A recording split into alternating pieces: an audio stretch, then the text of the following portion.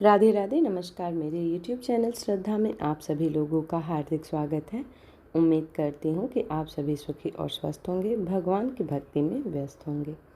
आइए जानते हैं आज इस वीडियो के माध्यम से वट सावित्री व्रत कथा के बारे में और वट सावित्री व्रत कथा को भी। वट सावित्री व्रत कथा का वर्णन स्कंद पुराण में भी है। स्कंद पुराण में देवी सावित्री के पति सत्यवान की मृत्यु हो जाने पर सावित्री द्वारा पति के प्राण वापस लाने की कथा का जिक्र वट सावित्री व्रत कथा में किया गया है। इस कथा के विषय में कहा गया है कि यह कथा सौभाग्य प्रदान करने वाला है, इसलिए वट सावित्री व्रत के दिन वट वृक्ष के नीचे सुहागन स्त्रियों को वट सावित्री व्रत के इस कथा का विस्तार पूर्वक पाठ करना चाहिए और सुहागिन महिलाओं को इस कथा को सुनना चाहिए। इससे सुहाग की उम्र लंबी होती है और सुहागन महिलाओं को इस कथा को सुनना बहुत ही ज़रूरी होता है। वैवाहिक जीवन में प्रेम और सुख समृद्धि की प्राप्ति भी होती है। वट सावित्री व्रत कथा हिंदू धर्म में एक महत्वपूर्ण कथा है जो विवाहित महिलाओं द्वारा अपने पति की लंबी आयु और परिवार के सुख समृद्धि के लिए व्रत के रूप में मनाई जाती है। इस व्रत की कथा का मुख्य पात्र सावित्री और सत्यवान हैं। देवी पार्वती जी ने कहा, हे देवताओं के भी देवता, जगत के पति शंकर भगवान, प्रभास क्षेत्र में स्थित ब्रह्मा जी की प्रिया जो सावित्री देवी हैं, उनका चरित्र आप मुझसे कहिए, जो उनके व्रत का महात्म्य हो और उनके संबंध का इतिहास हो एवं जो स्त्रियों के पति व्रत को देने वाला हो, सौभाग्यदायक और महान उदय करने वाला हो। तब भगवान शंकर ने कहा कि हे महादेवी, प्रभास क्षेत्र में स्थित सावित्री के असाधारण चरित्र को मैं तुमसे कहता हूँ। हे महेश्वर, सावित्री स्थल नामक स्थान में राजकन्या सावित्री ने जिस प्रकार से उत्तम वट सावित्री व्रत का पालन किया, मद्र देश में एक धर्मात्मा राजा रहता था जो सभी प्राणियों के हित में तत्पर रहता था। उसका नाम अश्वपति था। धर्मात्मा क्षमाशील सत्यवादी होने पर राजा संतान रहित था। एक समय वह राजा प्रभास क्षेत्र में यात्रा करते हुए पहुंचा और सावित्री स्थल पर आ गया। वहाँ पर राजा ने अपनी रानी के साथ इस व्रत को किया जो सावित्री व्रत नाम से प्रसिद्ध सभी प्रकार की कामनाओं को पूर्ण करने वाला था। भूर्भुवस्वः इस मंत्र की साक्षात मूर्ति बनाकर स्थित ब्रह्मा जी ने प्रिया सावित्री देवी उस राजा पर प्रसन्न हुई। कमंडल को धारण करने वाली वह सावित्री देवी दर्शन देने के बाद पुनः अदृश्य हो गई, लेकिन देवी के दर्शन के पुण्य से कुछ दिनों बाद राजा अश्वपति के घर देवी के समान रूप वाली कन्या का जन्म हुआ, जो देवी सावित्री के अंश से ही उत्पन्न हुई थी। देवी सावित्री की प्रसन्नता से प्राप्त तथा सावित्री की पूजा करने के बाद उत्पन्न कन्या का नाम भी सावित्री रखा गया। वह राजकन्या देवी लक्ष्मी के समान शोभित होती हुई बढ़ने लगी और धीरे धीरे सुकोमल अंगों वाली वह देव कन्या है। कमल के समान विशाल नेत्रों वाली एवं तेज से अग्नि के समान प्रज्वलित होती हुई वह सावित्री महर्षि भृगु द्वारा कहे हुए सावित्री व्रत को करने लगी। लक्ष्मी के समान सुशोभित वह कन्या एक दिन देवी सावित्री की पूजा के बाद पिता के पास खड़ी हो गई। उस समय पुत्री की युवा अवस्था को प्राप्त हुई देखकर राजा ने मंत्रियों से सलाह किया। इसके बाद राजा ने सावित्री से कहा, हे पुत्री, तुम योग्य वर को देने का समय आ गया है। मुझसे कोई तुम्हें मांगने के लिए भी नहीं आता और मैं भी विचार करने पर तुम्हारी आत्मा के अनुरूप वर को नहीं पा रहा हूँ। अतः हे पुत्री, देवताओं के निकट मैं जिस तरह से निंदनीय न हूँ वैसा तुम करो।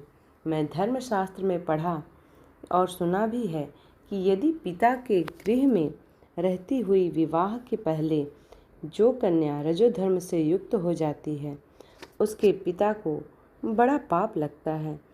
इसलिए हे पुत्री, मैं तुमको भेज रहा हूँ कि तुम स्वयं ही अपने योग्य वर ढूंढ लो। वृद्ध मंत्रियों के साथ शीघ्र जाओ और मेरी बात को मानो। इसके बाद जैसा कहते हैं वैसा ही होगा। ऐसा कहकर सावित्री घर से निकलकर राज ऋषियों के साथ तपोवन की ओर चल पड़ी और वहां पहुंचकर माननीय वृद्धजनों को प्रणाम करके सभी तीर्थों और आश्रमों में जाकर पुनः मंत्रियों के साथ सावित्री अपने महल को लौट आई। यहाँ सावित्री ने पिताजी के साथ देवर्षि नारद जी को बैठे हुए देखा। आसन पर बैठे हुए नारद जी को प्रणाम करके मुस्कुराती हुई जिस कार्य के लिए वन में गई थी सारी बातें कहने लगी। सावित्री बोली, हे नारद जी, साल्व देश में धर्मात्मा घुद्मसेन नाम से विख्यात एक क्षत्रिय राजा हैं जो दैव योग से नेत्रहीन हो गए हैं। रुक्मी नामक उनके एक सामंत ने उनके राजपाट छीन लिया है और वह अपने पुत्र और पत्नी के साथ वन में रह रहे हैं। उनका पुत्र सत्यवादी और धर्मात्मा है। उसे ही मैंने मन में पति के रूप में वर्ण किया है। नारद जी सावित्री के वचनों को सुनकर बोल पड़े, हे राजन, सावित्री ने यह बड़ा कष्टप्रद कार्य कर डाला। बाल बुद्धि होने से इसने केवल गुणवान समझकर सत्यवान को वर्ण कर लिया। सत्यवान मिट्टी के घोड़े बनाता है और घोड़ों का चित्र भी बनाता है। उसे चित्राश्व भी कहते हैं। सत्यवान दान और गुणों में ऋतनदेव के शिष्य के समान है। ब्राह्मणों की रक्षा करने वाला और सत्यवादी है। राजा ययति के समान उदार, चंद्रमा के समान प्रिय लगने वाला, रूप में दूसरे अश्विनी कुमार के समान मत्सेन के समान बलवान है। लेकिन उसमें केवल एक दोष है, दूसरा कोई नहीं कि सत्यवान आज से ठीक 1 वर्ष पर छिड़ायु हो जाने से देह त्याग कर देगा। राजा लोग किसी से एक बार कोई बात कहते हैं, ब्रह्मवेत्ता एक ही बार कहते हैं कि एक ही बार कन्या दी जाती है। ये तीनों कर्म एक ही बार किए जाते हैं, बार बार नहीं। दीर्घायु हो अथवा अल्पायु हो, गुणवान हो अथवा निर्गुण, वर को एक ही बार वर्ण किया जाता है। अब दूसरे वर को वर्ण कर नहीं पाऊंगी। नारद जी ने कहा, हे राजन, यदि आपको उचित लगता है तो अपनी पुत्री सावित्री का कन्यादान शीघ्र कर डालिए। राजा शुभ मुहूर्त विधि विधान पूर्वक सत्यवान के संग सावित्री का विवाह करवा दिया। सावित्री अपने पति को पाकर ऐसे प्रसन्न थी जैसे पुण्यवान पुरुष स्वर्ग को पाकर प्रसन्न होता है।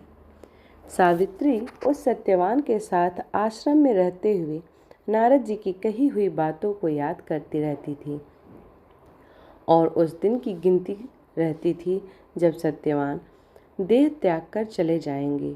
जब सत्यवान के मरण के केवल 3 दिन शेष रह गए तब सावित्री ने निराहार रहने का व्रत लिया और तीसरे दिन सुबह स्नान करके देवता और पितरों का पूजन किया।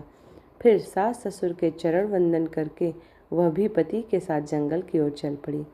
जंगल में लकड़ी काटते काटते अचानक से सत्यवान के सिर में दर्द होने लगा। सावित्री ने कहा कि आप कुछ देर मेरी गोद में सिर रखकर सो जाइए और फिर हम आश्रम को ही चलेंगे। जैसे ही सत्यवान सावित्री की गोद में लेटे वैसे ही सावित्री ने देखा कि सांवले पिंगल वर्ण वाले किरीटधारी पीत वस्त्र पहने हुए साक्षात सूर्य के समान उदित हुए पुरुष उनके सामने खड़े हैं। सावित्री ने उन्हें प्रणाम किया और उनसे पूछा कि आप कौन हैं।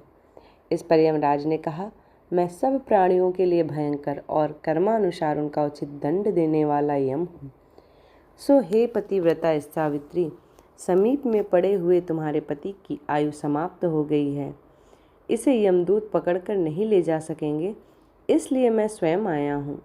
ऐसा कहकर फांस के लिए वह यमराज ने सत्यवान के शरीर से अंगुष्ठ मात्र शरीर वाले जीव आत्मा को बलपूर्वक निकाल लिया।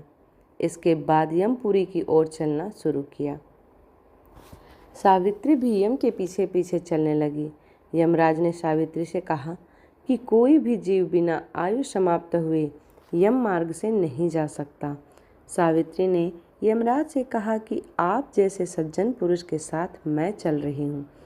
मेरे पति आपके साथ हैं, तो मुझे आपके साथ चलने में कोई शर्म और ग्लानि नहीं रही। दूसरी बात, स्त्रियों के लिए इस पृथ्वी लोक में पति को छोड़कर कोई अन्य स्थान नहीं है, इसलिए मैं आपका अनुगमन कर रही हूँ। सावित्री की मधुर बातें सुनकर यम ने कहा कि मैं तुम्हारी बातों से प्रसन्न हूँ, इसलिए जो इच्छा हो वर मांग लो। सावित्री ने यमराज से अपना खोया हुआ राज्य, सास ससुर और आँखों की रोशनी और 100 पुत्रों का वरदान मांग लिया। अपने वरदान में के जाल में फंसकर यमराज ने सत्यवान की आत्मा को मुक्त कर दिया और सावित्री को लौटा दिया। सावित्री पति के साथ अपने आश्रम लौट आई। सावित्री ने सावित्री देवी का व्रत किया, जिसके प्रभाव से सास ससुर की आँखों की रोशनी लौट आई, उनका राज्य भी मिल गया और 100 पुत्र हुए। इस प्रकार वट सावित्री की कथा समाप्त होती है। उम्मीद करती हूँ कि यह कथा आप सभी लोगों को पसंद आई होगी। वट सावित्री माँ सभी पे अपनी कृपा बनाए रखे रहें। जय हो वट सावित्री।